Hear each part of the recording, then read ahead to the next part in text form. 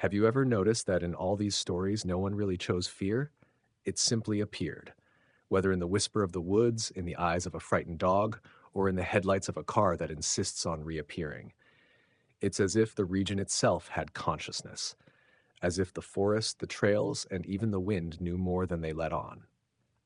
With every step taken by someone curious, a new story is born.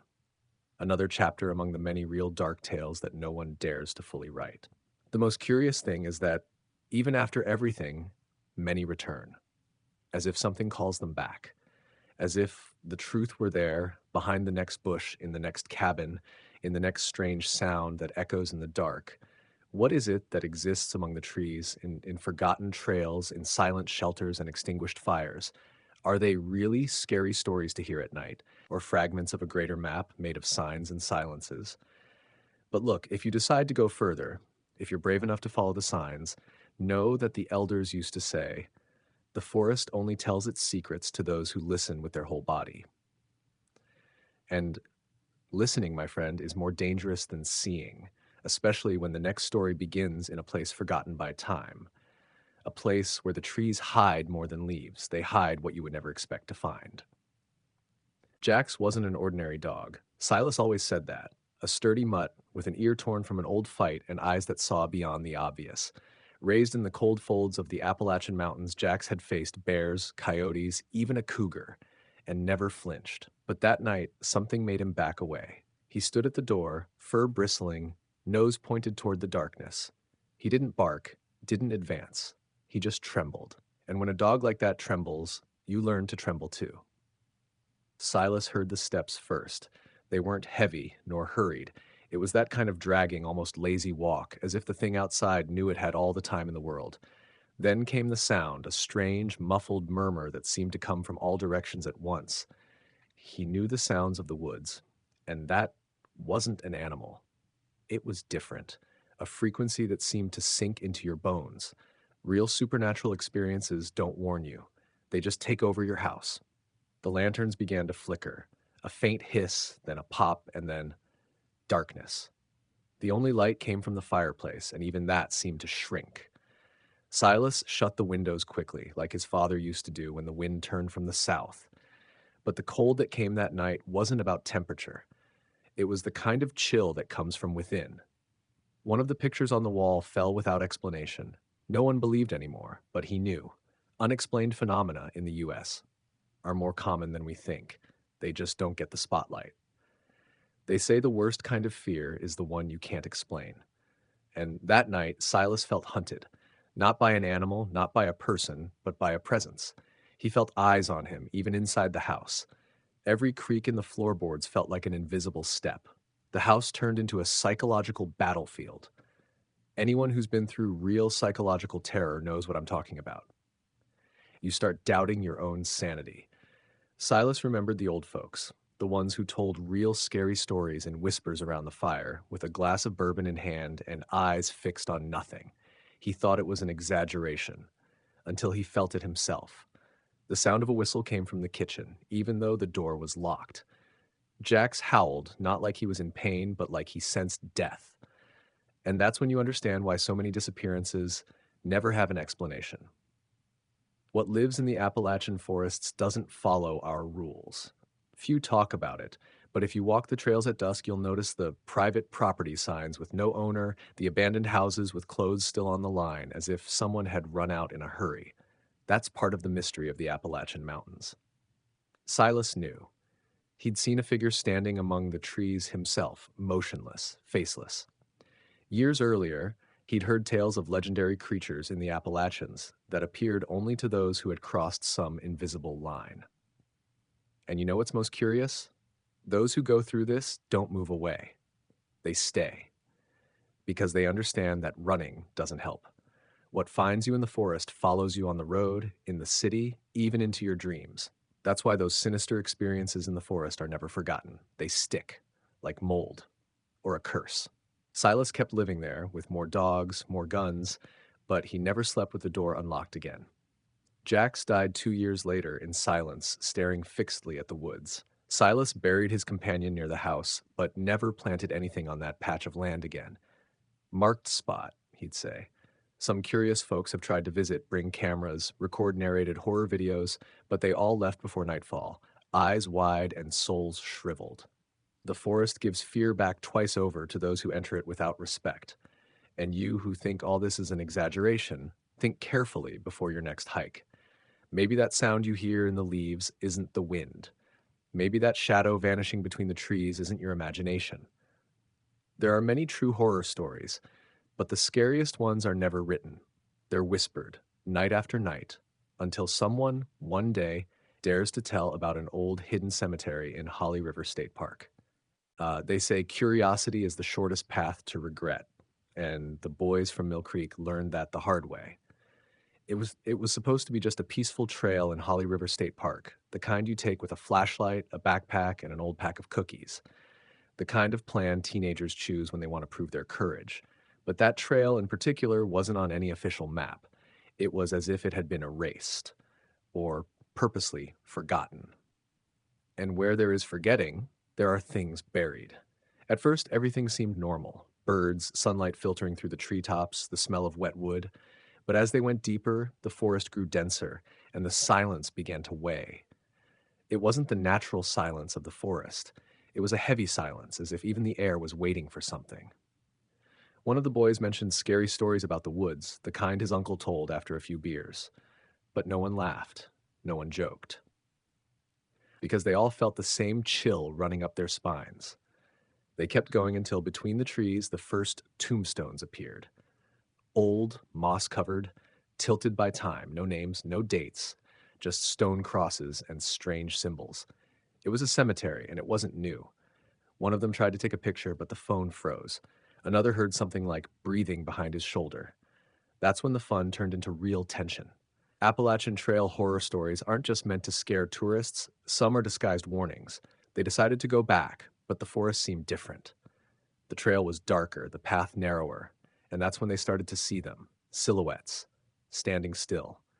In the middle of the trail, they didn't move, didn't speak, they just stared. When the boys tried to approach, the figures disappeared, vanished into the bushes as if they had never been there. But they had. At every turn, another one. Fear turned into panic, the kind of panic that makes your body tremble on its own. This was pure Appalachian mountain terror. One of them fainted. Another lost a shoe and didn't even go back for it. When they finally got out of the trail, the sun had already disappeared, and the first thing they heard was the sound of voices, singing, not words. Long sounds like laments. But when they looked back, the forest was quiet again. Silent, as if nothing had happened. The kind of silence that only appears after something supernatural ends, or is just beginning. This was only the start of the encounters with ghosts in the forest. When they got home, no one wanted to talk about it. What they saw, what they heard, stayed buried deep in their memory. But that night, they all had the same dream. They were back in the cemetery, surrounded by those still figures, and the names on the tombstones were there now. Theirs. That's when they understood some scary stories told at night are whispered by those who never came back from the woods, or came back different. The oldest of the group told his grandfather, who just lit a cigarette and said, "You stepped where you shouldn't have." He explained that cemetery belonged to the forgotten founders of the village, people who mysteriously died during a bad harvest. And since then, no one dared go there. There are real dark tales hidden in every curve of those trails, and some places simply don't want to be found again. The boys tried to avoid talking about it, but the more time passed, the more strange things started to happen. Noises in their rooms, shadows on the stairs, devices turning on by themselves. One of them had his name whispered into his ear in the middle of the night. This wasn't just trauma, it was a mark. The forest doesn't forget those who disturb it. And when you cross the line, you become part of the American urban legend. Years later, one of the boys, now a man, tried to go back with equipment, cameras, motion sensors. He wanted to prove to the world that it wasn't madness. But the trail was no longer there, nor the cemetery, nor the trees. It was as if the park had swallowed everything. That's what happens to those who try to record what should only be respected. That's why much of what we call true horror stories are just the remnants of what fear lets slip through. And if you think these stories are just made up, Maybe you haven't yet walked alone on old paths where even GPS doesn't work, because when technology fails, instinct is all you have left. And in the mountains, instinct doesn't save you. Ask anyone who's seen mysterious beings in the mountains. They'll smile slightly, shrug, and say, "You only believe it when you see it." And sometimes what you see stays with you, like shadows walking in the wake of forgotten soldiers. The trail seemed peaceful at first. Clear sky, fresh breeze, and the sound of footsteps muffled by the moss on the trees. It was the kind of day that invites you to walk without a destination. But those who know the mysteries of the Appalachian Mountains know that the problem isn't the path, it's what chooses to walk beside you. And that afternoon, the whispers of the forest didn't seem to be only in the leaves. There were three friends, backpacks on their shoulders, maps in hand, and that typical confidence of those who haven't yet seen up close what lives in the alleys of reality. At a certain point, they felt the air change. It grew denser, as if the altitude had doubled. One of them stopped, eyes wide, and pointed between the trees. There it was, the figure of a soldier, Civil War uniform, stained by time. But the strangest part, he had no shadow. Real psychological horror starts exactly like that. They kept walking, trying to convince themselves it was just imagination. But the apparitions became frequent. Faces among the branches, voices that didn't match the surroundings, and footprints appearing behind them, even when no one else was on the trail. These are the famous real supernatural experiences that some call echoes of the past. But for those who feel it on their skin, it's not memory, it's presence. The quietest one in the group began murmuring to himself. He spoke names, dates, places he had never visited. One of the friends filmed him with a phone, but the video disappeared from the device the next morning.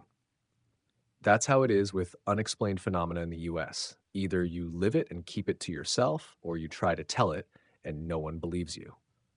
Fear settles in your chest, and the trail that was supposed to lead to the top becomes a descent into the unknown.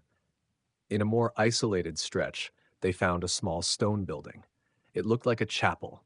Inside, extinguished candles, marks on the floor, and a strange symbol drawn in the center. The atmosphere was heavy, as if someone or something was still there. The feeling was of invading forbidden territory. Each step echoed like a warning. It was no longer just a hike. It was a plunge into a real dark tale. One of the friends had a breakdown. He started screaming that they were watching. No one understood who they were, but no one doubted it either. Fear changes the body, makes you break into a cold sweat even in winter. The trees seemed to close in, as if the trail was being swallowed. The trail of leaves seemed to close behind them. It was the typical setting of real scary stories we hear but never expect to live. When they managed to return, they noticed the clock showed 2 hours more than they should have walked, but they didn't remember all that time. Some call this lost time. Others prefer not to call it anything, afraid to name what they don't understand. On the Appalachian trails, time and space play a different game, and those who walk there need to learn not to ask questions the wind refuses to answer. After the event, none of the three were ever the same. One moved far away, another became paranoid with cameras and automatic lights, and the third never spoke of the forest again. There's a pattern in people who experience paranormal accounts in the mountains, a distant look, as if they still hear sounds no one else hears, a kind of scar that doesn't show up on scans but shapes the way one breathes. People ask, why keep going to those places? The answer is simple, because something is there, something that calls, that attracts. Danger always hides fascination, and the more a story is based on real events, the more we feel the need to get closer. Humans have always wanted to understand what lives in the dark, but sometimes the answer is silent because it's meant to be felt, not understood. And that's why so many keep returning to the trails, even knowing the risks. Even after reading about legendary creatures of the Appalachians or ghost encounters in the forest. Because the call of the unknown is stronger than fear. And some only realize that when they decide to sleep alone in an old shelter in the middle of nowhere where the wood creaks at night and the story screams in silence. The shelter seemed ordinary. Old planks, low ceiling, stone fireplace, the kind you find marked on trail maps promising refuge for those who get lost or want to avoid the storm. But the locals, they would cross their arms when that place was mentioned. Don't sleep there, they said. Too much history. And where there's too much history, there's real life horror waiting to begin again. The man who took shelter there that night was an experienced hiker. He had already crossed half the Appalachian Trail, seen it all, faced rain, bears, loneliness. But that night was something else. First came the sound, as if someone was walking upstairs, but the shelter had only one floor. Then low voices like a fight between two people. Except he was alone. Alone, or so he thought. Later, he would discover that the shelter had been the scene of a double homicide. Two campers stabbed to death on a summer night for no apparent reason. The case was never solved. And the wooden structure, well, it absorbs more than wind and cold. It absorbs fear, lament, blood. That's what makes certain places an invisible prison. They are true horror stories that need no invention. During the night, he heard a loud crack. Something fell into the fireplace, even though there was no fire lit. When he went to look, it was an old photograph that he swore wasn't there before. Two blurred faces, one of them staring straight into the lens. The feeling was of being watched, surveilled even. A weight on the shoulders, a constant shiver. Those who've experienced sinister events in the forest know how the body warns you before the mind understands. Unable to sleep, he turned on his flashlight and started pacing back and forth. In every corner of the wall, a mark, scratched, faded, like a tally of days or victims. Time there seemed frozen. Minutes stretched like hours. That's classic, real psychological horror. Time stops being an ally, and everything around begins to feel like a threat. The next day, with sunken eyes and a dry throat, he went down to the nearest village. He told what he had experienced. One of the old men, without even hearing it all, simply replied, "Did you see the two?" When he confirmed, the old man just said, "They always come back on this date." It was the kind of answer you don't learn from books. It's knowledge from those who live among American urban legends and know that silence is sometimes protection. After that episode, the shelter was removed from official maps, but it's still there, lost in the middle of the woods, covered in leaves, as if the forest itself tried to hide it. Some explorers insist on searching for it. They want to feel the thrill, record narrated horror videos, prove to the world that these things exist. But few last an entire night. Because there are places where the truth breaks the mind. To this day, those who walk that stretch of trail say they feel chills even before they see the shelter. Some report hearing footsteps behind them, even when they're alone. Others swear they saw light inside the empty cabin. All of this fuels the paranormal reports in the mountains, shared word of mouth among hikers and old local guides. Stories that have no moral, only warnings. There's something in common among those who dare to sleep there. They all dream of the same faces, always the same. As if the memory of the place seeped into the subconscious of whoever passes through it. As if the shelter, instead of protecting, imprisoned. As if the mysterious beings of the mountain had no body but had names, and fed on fear, fresh fear, human fear. And if you think this is an exaggeration, remember, the forest doesn't need your belief to function. It lives on, breathing, full of hidden scars, and some of those scars still bleed, especially near where distant drums are heard. Drums no one knows the origin of, but they always mark the beginning of something very old, something ritualistic, something that comes from the shadows. Their grandfather always said there are places you don't play around in. But you know how kids are, right? Curious by nature, especially when they hear forbidden stories. That afternoon, three boys were exploring the old land around the family house, a property hidden in the folds of the Appalachian Mountains, until they heard it. A deep, repetitive sound coming from within the forest. Drums, like a heart beating strong. An ancient call. A warning. They followed the sound as if pulled by something invisible. And as they advanced, the environment changed. The wind stopped, the leaves no longer moved. The trail, once clear, turned into a mess of roots and shadows. And then, in the middle of a forgotten clearing, they saw them. Figures, surrounding an extinguished fire, wearing dark garments and a type of checkered shawl reminiscent of Scottish attire. It was like watching a ritual that time had tried to hide. On the ground, there were markings. Stone circles, braided branches, burnt feathers, things no child would understand, but the body recognizes. One of the boys felt dizzy, another went mute. The youngest trembled nonstop. They were in the presence of something ancestral, a mixture of buried cultures, Native American spirituality, and Old World symbols. There in the heart of the forest, the past was alive, and that's what turns real supernatural experiences into open wounds.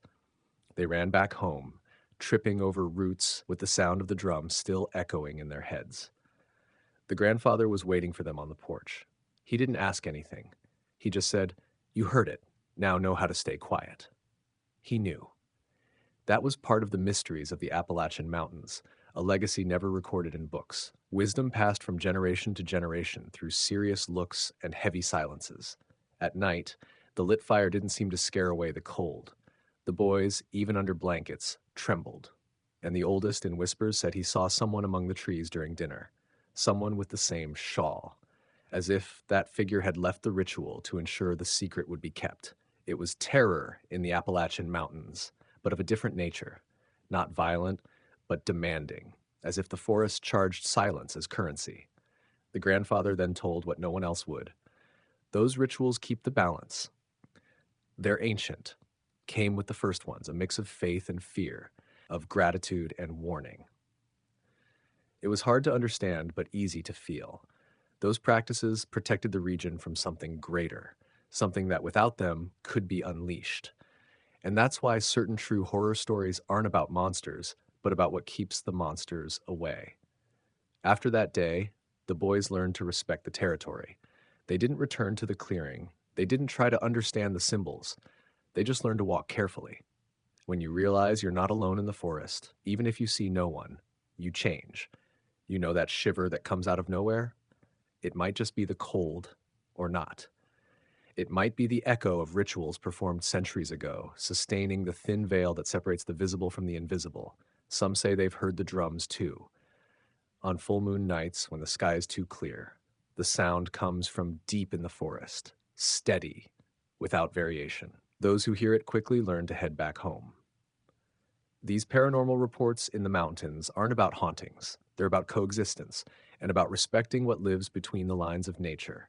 What is not named is not disturbed. You might think all this is legend born from the imagination of those who live in isolation, but legends come from something, from a fright, from a disappearance, from a silence that lasted too long. And when locals begin to avoid a part of the forest, you learn to do the same. American urban legends are only urban by name, because many were born among the trees, fed by generations that learned by listening more than speaking. And some curious ones, of course, can't resist the urge to discover. They go out with cameras, microphones, drones. They think they're going to record something unprecedented. What they don't know is that certain sounds can't be recorded, only felt. And what comes after, no one edits, especially if on the road a headlight turns on behind you, the white light of an unknown car. Always the same, always following you, and the story changes, because the ritual now is survival. It all started in a banal way. Two friends, an empty road, low music on the radio, and the dense landscape of the Appalachian Mountains slowly passing by the window. It was supposed to be just a road trip, a break from the city, the routine, the cluttered mind. But anyone who's driven these roads knows that, around here, the unexpected hides in the curves. And that night, the unexpected had white headlights and an engine far too silent. The car appeared without warning, a white Jeep, dark windows. It was far, then closer, and then stayed behind them, like a shadow. No matter how much they sped up, it kept up. No matter how much they slowed down, it kept its distance. It didn't pass them, didn't fall back, just followed. And that's when the road trip turned into a chase. And what was an adventure became a true story-based terror, the kind you only believe when you feel cold sweat running down your back. They tried to leave the main road, take shortcuts, change their route. But the Jeep always showed up, sometimes parked at a bend, sometimes emerging from a dirt road before they arrived. It was as if it was predicting their moves. This wasn't coincidence. It was calculation. It was a warning. The kind of thing that borders on the impossible. The kind of unexplained phenomena in the US where the unimaginable becomes routine in silence. The two friends began to argue. One thought it was just some lunatic. The other no longer knew what to think. He started recalling real supernatural experiences his father used to tell, of hunters followed by glowing eyes in the woods, of hikers watched by invisible presences. Maybe it was just a stalker, or maybe it was something that had chosen to follow them from the moment they entered that region. They reached a point where the GPS stopped. No signal, no streetlights, just darkness and trees. And for a moment, they thought they had lost the car. But then the headlights appeared again, from the opposite direction, as if the Jeep had crossed through time or through the forest. What was once fear turned into desperation. They began yelling at each other, speeding aimlessly. The tires screamed in the mud. It had become real psychological horror in practice. Luckily, or something like it, they saw a lit house in the distance. They entered without knocking, begging for help. An old man received them calmly as if it wasn't anything new. "Two more, huh?" was all he said. He gave them water, offered shelter, and commented, "That car shows up when the mountain doesn't want you here." It was the kind of line that mixes legend with experience. Just another of the paranormal reports in the mountains that people doubt until they live it. They slept there, but barely closed their eyes. The night was full of sounds. Footsteps in the yard, tires rolling slowly on the gravel road, something tapping at the window. At dawn, there were no tracks, no sign of the Jeep. But the fear remained. A fear that can't be explained, only carried. Like a living memory that scares in the wild don't only come from wild animals. When they returned to the city, no one believed them. They laughed, mocked, said it was paranoia. But the two knew. They felt it. To this day, the slightest sound of an engine makes their hearts race. A random honk turns their stomachs, because the chase wasn't just physical, it was a warning, an alert. And certain true horror stories don't want an audience. They want silence. One of them began researching. He found dozens of similar accounts in that region, different people, same details, always the same car, same description, same pattern, and no official explanation. The American urban legend forums avoid the topic, as if those who talk too much about it end up being followed too. Not by a car, but by something that wears the shape of a car. And if you're thinking of exploring the region, making videos, searching for legendary creatures in the Appalachians, think carefully. Not everything that follows you wants to harm you. Sometimes it just wants you to leave. But if you insist, then yes, the game changes. And what starts as a fun trail can take you straight into darkness, a darkness with no GPS, no signal, no way back. A darkness that starts with a headlight in the rearview mirror. Now that you know these stories and know they're not made up, tell me, what would you do if it were you there, in the middle of the forest, hearing footsteps without seeing anyone? Would you keep walking, turn on a flashlight, or freeze in place, hoping not to be noticed? It's easy to doubt while sitting in the comfort of home. What's really hard is facing the unknown with your heart pounding in your chest like a drum. But if there's one thing these true scary stories teach us, it's that fear doesn't ask permission. It simply shows up. And the worst part? Sometimes it stays with you, even after you've left the forest. Now it's up to you. Will you ignore these signs, or will you start paying more attention to what's around you?